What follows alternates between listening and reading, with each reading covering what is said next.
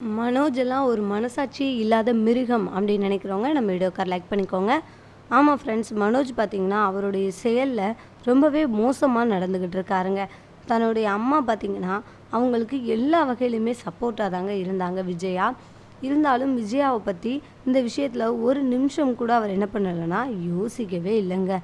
அவர் என்ன பண்ணுறாரு அப்படின்னா, எனக்கு இந்த சொத்தை எல்லாத்தையும் பிரித்து கொடுத்துருங்க, எனக்கு இந்த சொத்தில் ஷேர் இருக்குதுல்ல அதை கொடுத்துருங்க அப்படின்ற மாதிரி சொன்னோன்னே, அதை எப்படி தான் உடனே கொடுக்க முடியும் அப்படின்ற மாதிரி அண்ணாமலை எல்லாருமே கேட்குறாங்க. அதுக்கு அவர் சொல்கிறாரு, நீங்கள் என்ன பண்ணுங்கள், இந்த சொத்தை இந்த வீடை விற்றுருங்க. வீடை விற்றுட்டிங்க அப்படின்னா அதில் வர்ற பணத்தை என்னுடைய ஷேரை எனக்கு கொடுத்துருங்க, நான் இந்த வீடை வாங்கிக்க போகிறேன் அப்படின்ற மாதிரி சொன்ன உடனே முத்துவுக்கு பயங்கரமான கோபம் வருது. டேய், நீ வீடு வாங்குறதுக்காக எதுக்குடா அப்பாவுடைய வீடை விற்கணும்? அது அம்மாவுக்கும் அப்பாவுக்கும் கடைசியில் அப்புறம் என்னடா இருக்கும்? அவங்களுக்குன்னு என்னது, கண்டிப்பாக இந்த வீடு இருந்தே ஆகணும் அப்படின்ற மாதிரி நம்ம முத்து சொல்கிறாரு. ஆனால் அதை பற்றியெல்லாம் இவர் என்ன பண்ணுறேன்னா கொஞ்சம் கூட மனோஜ் யோசிக்கவே இல்லைங்க. தன்னுடைய அம்மா அப்பா என்ன பண்ணுவாங்க அப்படின்ற யோசனை அவருக்கு கொஞ்சம் கூட இல்லை. அவர் முழுக்க முழுக்க இப்போ என்னென்னா ஒரு சுயநலவாதியாகவே மாறிட்டார். ஆல்ரெடி அவர் அப்படி தான் இருந்தார். இப்போ ரோஹிணி கூட சேர்ந்து ரொம்பவே சுயநலவாதியாக மாறிட்டாருங்க. அப்படின்றதுல எந்த விதமான மாற்று கருத்துமே கிடையாது. ஏன்னா அவங்கள பொறுத்த வரைக்கும் என்ன அப்படின்னா ஒன்றே ஒன்று தான், அவங்களுக்கு ஒரே ஒரு காரியம் ஆகணும், இந்த வீடை வாங்கணும். இந்த வீடை வாங்குறதுக்காக என்ன பண்ணாலும் அது தப்பே இல்லை அப்படின்ற லெவலுக்கு இவங்க போயிட்டாங்க. ஸோ இனிமேல் இவங்கள ஒன்றுமே பண்ணவே முடியாதுங்க. ஏன்னா அந்தளவுக்கு ரொம்பவே மோசமாக தான் இருக்கிறாங்க அப்படின்றதுல எந்த விதமான மாற்று கருத்துமே இல்லை. இன்னொரு பக்கம் என்ன நடக்குது அப்படின்னு பார்த்தீங்கன்னா, அவங்க என்ன பண்ணுறாங்க அப்படின்னா, நம்ம ரோஹிணி இருக்காங்க இல்லையா, ரோஹிணியும் மனோஜும் சேர்ந்து இந்த மாதிரி பணத்தை பற்றி கேட்டவுடனே முத்துவுக்கு பயங்கரமாக கோவம் வருது. மனோஜ் அடிக்கிறதுக்கு வர்றாரு. எல்லோரும் சேர்ந்து ஸ்டாப் பண்ணி நிறுத்தி வைக்கிறாங்க. அடிக்க வேணாம் அப்படின்ற மாதிரி சொல்லி சரின்னு சொல்லிட்டு அதுக்கப்புறம் முத்துவுக்கு கோவம் என்ன சொல்கிறாரு அப்படின்னா, இந்த வீட்டுக்கு நீ யாருடைய பேரை வச்சுருக்க? ரோமையான் தானே வச்சுருக்க, அதில் ரோன்றது உன் பொண்டாட்டியோட பேர் தானே, அப்போது உன் பொண்டாட்டி வீட்டிலேருந்து நீ பணத்தை வாங்க வேண்டியதானே அப்படின்ற மாதிரி சொன்ன உடனே நம்ம ரோஹிணிக்கு முகத்தில் ஆடலன்னு தாங்க சொல்லி ஆகணும். அவங்களுக்கு இப்போ இந்த இடத்துல என்ன பதில் சொல்கிறதுனே தெரியல. ஏன்னா இவ்வளோ தூரம் சுற்றி கடைசி இந்த பிரச்சனை நம்ம மடிக்கே வரும் அப்படின்னு சொல்லிட்டு கொஞ்சம் கூட யோசிச்சே பார்க்காத ரோஹிணிக்கு இது ஒரு மிகப்பெரிய ஆப்பாக தாங்க அமைய போகுது. ஏன்னா அவங்கள பொறுத்த வரைக்கும் என்ன அப்படின்னா, அவங்களுக்கு இங்கே நம்ம நல்லா இருக்கணும் அப்படின்னு மட்டும்தான் நினைக்கிறாங்க. ஆனால் அவங்கள பொறுத்த வரைக்கும் ஒரே ஒரு விஷயம்தான், எப்படியாவது இந்த வீடை மனோஜ் வாங்கணும் அப்படின்றதான் நினச்சிக்கிட்டு இருக்காங்க. ஆனால் இப்போ அதுக்கு ஒரு மிகப்பெரிய ஆப்பு வருது. அதுவும் எப்படின்னு பார்த்தீங்கன்னா, இந்த பணத்தை அவங்கக்கிட்டே வாங்கலாம் அப்படின்னு சொல்லிட்டு இவங்க எல்லாரும் நினச்சிக்கிட்டு இருக்காங்க இல்லையா, அது ரோஹிணிக்கு ஒரு மிகப்பெரிய ஆப்பாக அமையுது. அவங்களுக்கு இந்த இடத்துல என்ன பண்ணுறதுனே தெரியல. அவங்களுடைய லைஃபே முடிஞ்சிரும் போல் அப்படின்ற அளவுக்கு ரோஹிணி ரொம்பவே பயப்படுறாங்க. ஏன்னா அவங்க பண்ணியிருக்கிற தப்புகள் ரொம்பவே பெரிய பெரிய தப்புகள். அவங்களால ஒன்றுமே வாழ்க்கையில் இதுக்கப்புறம் பண்ணவே முடியாது. அந்தளவுக்கு அவ்வளோ பெரிய தப்புகள் எல்லாத்தையுமே பண்ணி முடிச்சிட்டாங்க. இனிமேல் புதுசாக தப்பு பண்ணுறதுக்குன்னு ஒன்றுமே கிடையாதுங்க. அந்தளவுக்கு தவறு பண்ணி முடிச்சிட்டாங்க. ஸோ இப்போ இவங்களால என்ன பண்ண முடியும் அப்படின்னா, அவங்களோட கடைசி ஆப்ஷன் பார்த்திங்கன்னா அண்ணாமலை தாங்க.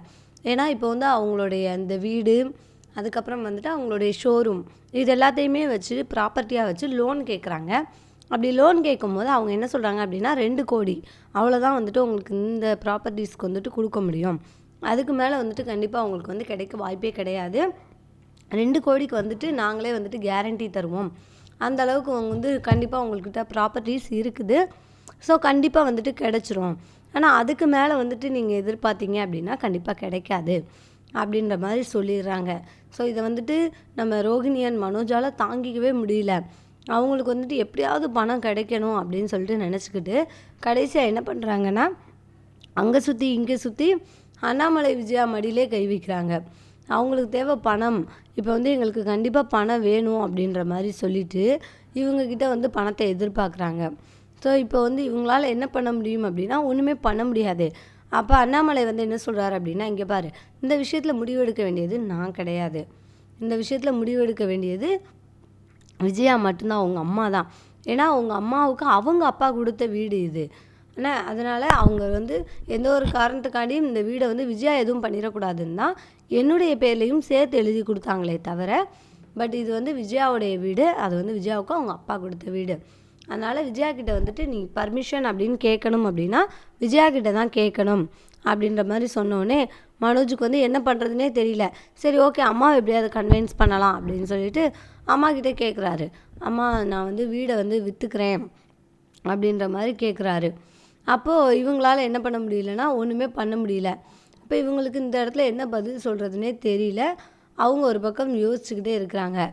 ஸோ இப்போ வந்து நம்ம அண்ணாமலை என்ன சொல்கிறாரு அப்படின்னா, நீ வந்து அம்மா கிட்ட கேட்டுக்கோ அப்படின்னு சொல்லிட்டார்ல. ஸோ இப்போ இந்த இடத்துல வந்துட்டு அண்ணாமலையோடைய பதிலை வந்து அவர் வந்து கரெக்டாக கொடுத்துட்டாரு. ஆனால் விஜயாவால் கரெக்டான பதிலை கொடுக்க முடியல. அவங்க ரொம்பவே தயங்கிக்கிட்டு இருக்காங்க.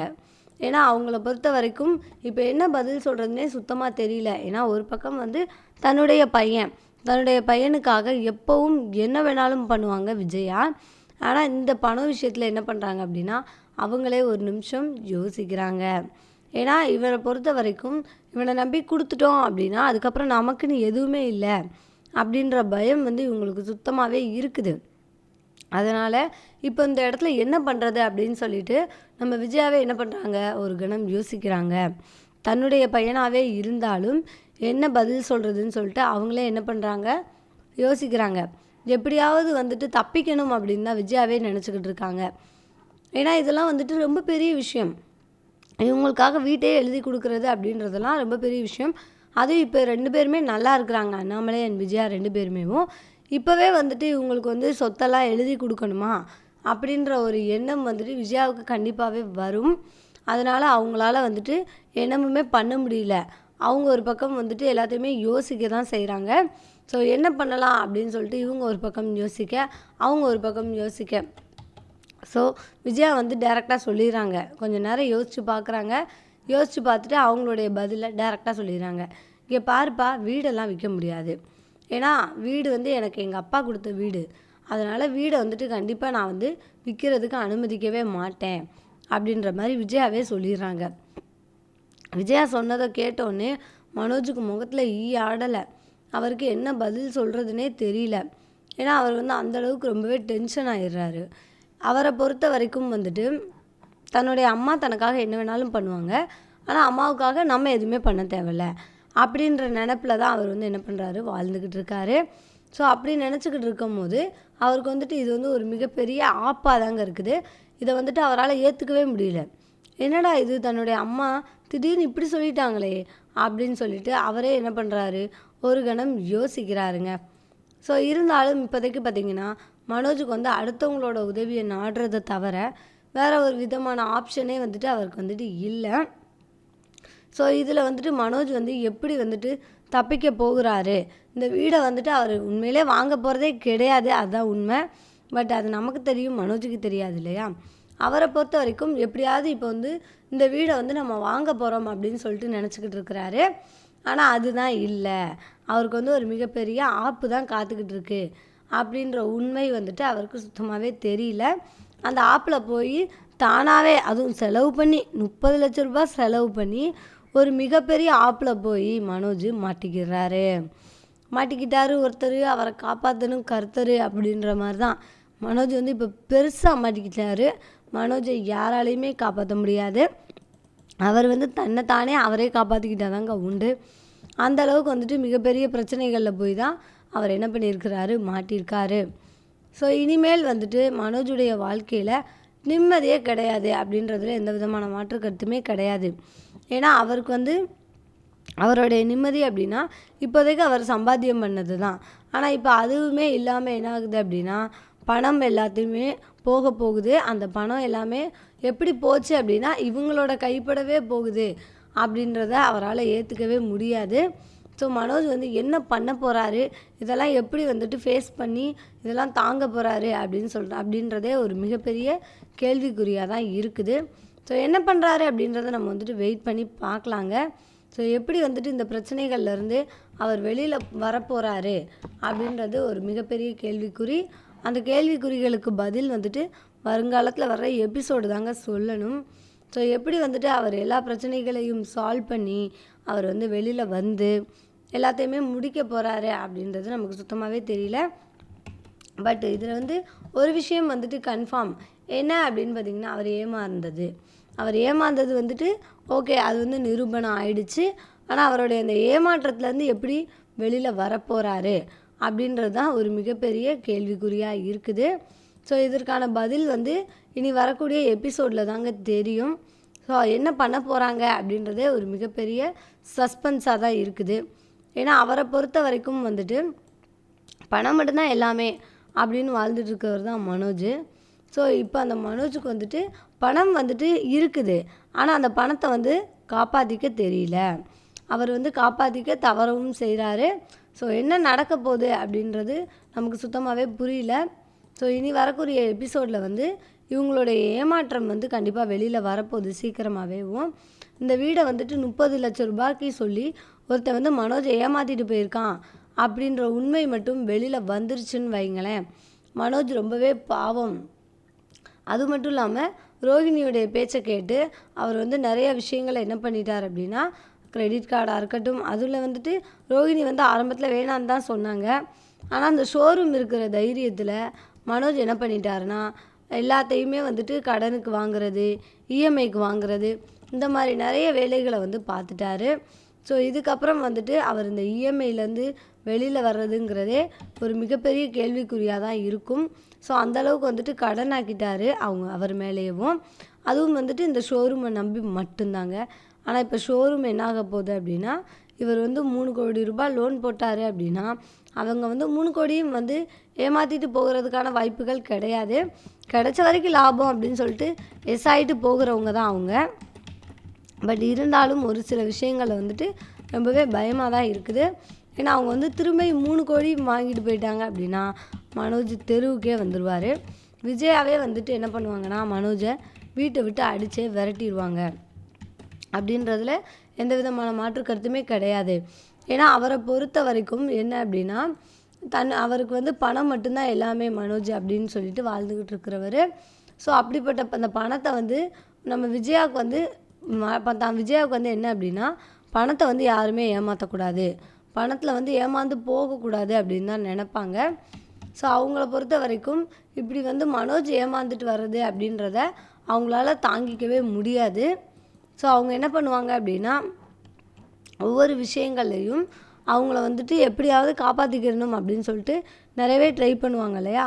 அது எல்லாத்தையும் தன்னுடைய பையன் விஷயத்துலையும் இனிமேல் விஜயா வந்து நமக்கு வந்து யூஸ் பண்ணுவாங்க. ஏன்னா இப்போ மனோஜ் வந்து மிகப்பெரிய ஏமாற்றத்துக்கு அப்புறம் என்ன பண்ணுவார் அப்படின்னா, நம்ம முத்து இவங்க 2 பேரும் ரவியும் சேர்ந்து கண்டிப்பாக மனோஜை வந்து ரொம்பவே ஓட்டுவாங்க. நீ என்ன பீச் ஹவுஸ்க்கு போகிறேன்னு சொன்ன, பழையபடியும் இங்கேயே வந்திருக்க அப்படின்னு சொல்லிட்டு நிறைய விஷயங்களில் அவங்கள வந்து கிண்டல் பண்ணுறதுக்கான வாய்ப்புகள் கூட இருக்குது. பட் அதை எதையுமே யார் அனுமதிக்க மாட்டாங்க அப்படின்னு பார்த்திங்கன்னா, விஜயா வந்து அனுமதிக்கவே மாட்டாங்க. ஏன்னா விஜயாவை பொறுத்த வரைக்கும் அவங்களுக்கு வந்து தன்னுடைய பையன் மட்டும்தான் ஃபஸ்ட்டு, அதுக்கப்புறம் தான் எல்லாருமே அப்படின்னு நினைக்கிற ஒரு குணம்.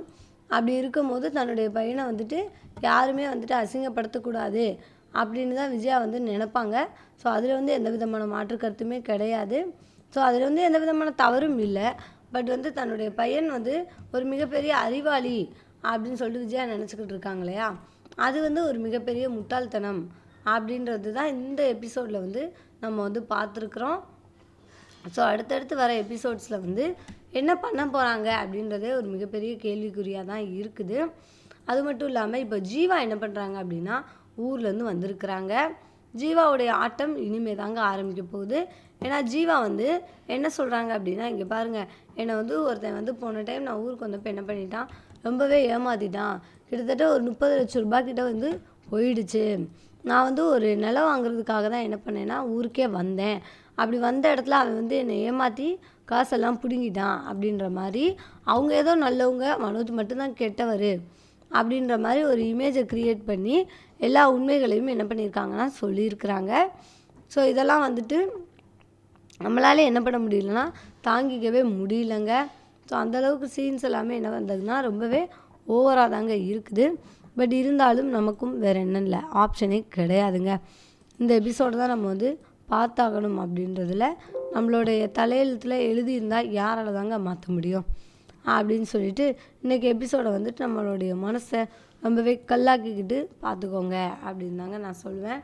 ஸோ இதுக்கு மேலே பார்த்திங்கன்னா ஒவ்வொரு விஷயங்களையுமே என்ன பண்ணுறது அப்படின்னு சொல்லிட்டு ஒவ்வொரு ஆளுக்குமே வந்துட்டு பயங்கரமான குழப்பம். ஸோ என்ன பண்ண போகிறாங்க லாஸ்ட்டில் அப்படின்றத ஒரு மிகப்பெரிய கேள்விக்குறியாக தான் இருக்குது. ஸோ என்ன பண்ணுறாங்க அப்படின்றத நம்ம வெயிட் பண்ணி பார்க்கலாம். ஸோ அடுத்தடுத்து வர எபிசோட்ஸில் வந்துட்டு ஒரு மிகப்பெரிய பிரச்சனைகள்லாம் காத்துக்கிட்டு இருக்குது. என்ன நடக்க போகுது அப்படின்றது ஒரு மிகப்பெரிய கேள்விக்குறி தான் அப்படின்றதுல எந்த விதமான மாற்று கருத்துமே கிடையாது. ஸோ அடுத்தடுத்து வர பிரச்சனைகளை இவங்க எப்படி சமாளிக்க போகிறாங்க அப்படின்றதும் ஒரு மிகப்பெரிய கேள்விக்குறியாக தாங்க இருக்குது. ஸோ அடுத்தடுத்து வர எபிசோடில் இவங்க என்ன பண்ண போகிறாங்க அப்படின்றத நம்ம வெயிட் பண்ணி பார்க்கலாம். ஜீவா வந்து பார்த்திங்கன்னா நம்ம முத்துக்கிட்ட புலம்பிக்கிட்டே வராங்க. லாஸ்ட் டைம் எதுக்கு மேம் ஊருக்கு வந்தீங்க, இப்போ அது மாதிரி திரும்பவும் உடனே வந்திருக்கீங்க அப்படின்ற மாதிரி சொன்னோடனே, இல்லை முத்து லாஸ்ட் டைம் என்ன நடந்தது அப்படின்னா என்னுடைய பணத்தை வந்து என்ன பண்ணிட்டாங்கன்னா என்கிட்டேருந்து வாங்கிட்டாங்க அப்படின்ற மாதிரி சொன்னோடனே, உங்களுடைய பணத்தை யார் மேடம் வாங்கினது அப்படின்ற மாதிரி சொல்கிறாங்க. இங்கே பாரு, என்னுடைய பணத்தை வந்துட்டு ஒரு 2 யூஸ்லெஸ் ஃபெலோஸ் வந்து பிடுங்கிட்டு போயிட்டாங்க அப்படின்ற மாதிரி அவங்க வந்துட்டு சொல்கிறாங்க. ஸோ அப்போ வந்து மனோஜ் வந்து என்ன பண்ணுறாரு அப்படின்னா, அவன் முத்து வந்து என்ன பண்ணுறாரு அப்படின்னா, இங்கே பாருங்கள் மேடம், உங்ககிட்ட ஏமாத்துனது யாருன்னு சொல்லுங்கள், அவங்கள வந்து நம்ம வந்து கண்டிப்பாக பிடிச்சிடலாம், பிடிச்சி வந்துட்டு நம்ம வந்து முட்டிக்கு முட்டி தட்டலாம் அப்படின்ற மாதிரி சொன்னோடனே, இல்லை அதாவது என்ன அப்படின்னா என்னை வந்து பாடாப்படுத்துறது யார் அப்படின்னா ஒரு சில பிரச்சனைகள் தான். ஸோ அடுத்தடுத்து வந்துட்டு ரோகிணி அண்ட் மனோஜ் என்ன பண்ண போகிறாங்க அப்படின்றது ஒரு மிகப்பெரிய கேள்விக்குறியாக தான் இருக்குது. ஸோ அவங்க என்ன பண்ண போகிறாங்க அப்படின்றத நம்ம வெயிட் பண்ணி பார்க்கலாங்க. ஸோ அதை பார்க்குறதுக்கு நீங்களும் ரொம்பவே ஆர்வமாக இருப்பீங்க அப்படின்ற விஷயம் எனக்கு ரொம்ப நல்லாவே புரியுது. ஸோ அடுத்தடுத்து என்ன நடக்க போகுது அப்படின்றத நம்ம வெயிட் பண்ணி பார்க்கலாம். ஸோ அடுத்தடுத்து வர ஒவ்வொரு எபிசோட்ஸுமே கொஞ்சம் இன்ட்ரெஸ்டிங்காக தாங்க இருக்க போகுது. ஏன்னா இவ்வளோ நாள் பார்த்திங்கன்னா பயங்கரமான கொத்துங்க. உங்கள் வீட்டு கொத்தா எங்கள் வீட்டு கொத்தா நினைக்கிறீங்க, பயங்கரமான கொத்துங்க. அப்படி போய்கிட்டு இருந்த சீரியலில் இப்போ வந்துட்டு ஒரு சில பிரச்சனைகள் வந்துட்டு வந்துக்கிட்டு இருக்கு. ஸோ வந்துட்டு இதுக்கப்புறம் என்ன நடக்கும் அப்படின்னா ஒவ்வொரு சில பிரச்சனைகள்லேருந்து எல்லாருமே என்ன பண்ணுவாங்கன்னா வெளியில் வர ஆரம்பிச்சிருவாங்க. ஸோ அப்படின்றதுல எந்த விதமான மாற்று கருத்துமே இல்லை. இவங்கள பொறுத்த வரைக்கும் என்ன அப்படின்னா எல்லா பிரச்சனைகள்லேருந்தும் சீக்கிரமாக வெளியில் வரணும் அப்படின்றது மட்டும்தாங்க. ஸோ வந்துட்டு எல்லா பிரச்சனைகள்லேருந்தும் இவங்களும் சீக்கிரமே வெளியில் வந்துட்டாங்க அப்படின்னா ரொம்பவே நல்லாயிருக்கும். ஏன்னா இவங்கள பொறுத்த வரைக்கும் எப்படி இருக்கிறாங்க அப்படின்னா எங்கே வந்தாலும் வந்துட்டு ஒன்றாவே சுற்றிட்டு அவங்க வந்து பெருசாக எந்த விதமான ரியாக்ஷனுமே என்ன பண்ணவே இல்லைங்க. ஸோ இதுக்கப்புறம் வந்துட்டு ஒவ்வொரு எபிசோட்ஸ்லேயுமே வந்துட்டு இப்படி தான் போகுது. ஸோ அடுத்தடுத்து வர எபிசோட்ஸ் எல்லாமே இப்படி தாங்க போகும். ஸோ பார்த்திங்கன்னா ஒவ்வொரு பிரச்சனைகள்லேருந்தும் மனோஜ் அண்ட் ரோஹிணி எப்படி வெளியில் வரப்போகிறாங்கன்னே தெரியல. அது முக்கியமாக ரோஹிணிக்கு வந்துட்டு ஏகப்பட்ட பிரச்சனைகள். இன்றைக்கி வந்து உங்கள் மாமா கிட்ட பணம் கேளு அப்படின்னு சொன்ன உடனே ரோஹிணியோட முகத்தில் ஆடலை. அந்த பக்கம் வித்யா இருக்கிறாங்க லைனில். ஸோ வித்யாவுக்கு வந்து கால் பண்ணுற மாதிரி கால் பண்ணிவிட்டு அவங்க அட்டன் பண்ணோடனே இவங்க நம்ம ரோஹிணி என்ன சொல்கிறாங்க அப்படின்னா தானாகவே பேசி தானாகவே பதில் சொல்லிக்கிறாங்க. அந்த பக்கம் வந்துட்டு அவங்க வந்து இடையில கவுண்டர் தான் கொடுத்துக்கிட்டு இருந்துக்காங்க. ஸோ பார்த்திங்கன்னா இதுக்கப்புறம் ஒவ்வொரு விதமான பிரச்சனைகளையும் எப்படி தீர்க்க போகிறாங்க அப்படின்றத நம்ம வெயிட் பண்ணி பார்க்கலாம். ஃபஸ்ட்டு வரப்போகிற பிரச்சனை என்ன அப்படின்னு பார்த்திங்கன்னா இந்த வீடு பிரச்சனை தான். இந்த வீடு வந்து ஒரு வில்லங்கமான வீடு அப்படின்றதே அவங்களுக்கு வந்து இப்போதைக்கு தெரியுமா அப்படின்றதே ஒரு மிகப்பெரிய கேள்விக்குறி தான். இன்னும் வந்து அவங்க பார்க்க வேண்டிய பல பிரச்சனைகள் இருக்குது. அதிலெல்லாம் வந்துட்டு என்ன பண்ணணும் அப்படின்னா நம்ம வந்துட்டு அவங்களுக்கு வந்து ரொம்பவே சப்போர்ட்டாக இருக்கணும் அப்படின்னு சொல்லிட்டு ரோஹிணி வந்து என்ன பண்ணுறாங்கன்னா ரொம்பவே சப்போர்ட்டாக தான் இருக்கிறாங்க. மனோஜ் வந்து என்ன பண்ணுறாரு அப்படின்னா அதிகமான பயப்படுறவராக இருக்காருங்க. ஸோ இதுலேருந்து என்ன தெரியுது அப்படின்னா உங்களுக்கு இந்த வீடியோ பிடிச்சிருந்துச்சுன்னா மறக்காமல் லைக் பண்ணிக்கோங்க. உங்களுக்கு இந்த வீடியோ பிடிச்சிருக்கும் அப்படின்னு சொல்லிட்டு ரொம்பவே நம்புகிறேன். ஸோ தேங்க்யூ ஃபார் வாட்சிங். இந்த வீடியோ உங்களுக்கு பிடிச்சிருந்துச்சுன்னா மறக்காமல் லைக் பண்ணிக்கோங்க, கமெண்ட் பண்ணிக்கோங்க, ஷேர் பண்ணிக்கோங்க. கூடவே பக்கத்தில் இருக்க பெல் ஐகானையும் கிளிக் பண்ணிக்கோங்க. தேங்க்யூ. இந்த சீரியலில் உங்களுக்கு முத்து அண்ட் மீனா இவங்க 2 பேருடைய கேரக்டரில் யார் ரொம்ப பிடிக்கும் அப்படின்னு சொல்லிட்டு கண்டிப்பாக சொல்லுங்கள். ஏன்னா அவங்களுடைய பேர் வந்து நாளைக்கு நம்மளுடைய சேனலில் நம்மளோட யூடியூப் வந்து நம்ம வந்து என்ன பண்ணுறோம் அப்படின்னா ரொம்பவே லவ் பண்ணுறோம். ஸோ அதனால தான் வந்துட்டு பார்த்திங்கன்னா வீடு ஃபுல்லாகவே வந்துட்டு யூபி ஸ்டிக்கர்ஸாக வந்துட்டு என்னாகும் அப்படின்னா அரேஞ்ச் பண்ணியிருக்கோம் அப்படின்ற மாதிரி சொன்ன உடனே நம்ம ஜான்சிக்கு வந்துட்டு ஒரு நிமிஷம் வெட்கமே போன மாதிரி ஆயிடுச்சு. என்னடா இதுட்டு நம்ம வந்துட்டு எப்படியெல்லாம் நடந்துக்கிறோம், ஆனால் இவங்க வந்து ரொம்பவே நல்லவங்களா இருக்காங்க அப்படின்ற மாதிரி சொல்லிட்டு. ஸோ இவ்வளோ தாங்க இன்றைக்கி எபிசோடில் நடந்த முக்கியமான விஷயம். ஸோ தேங்க்யூ ஃபார் வாட்சிங்.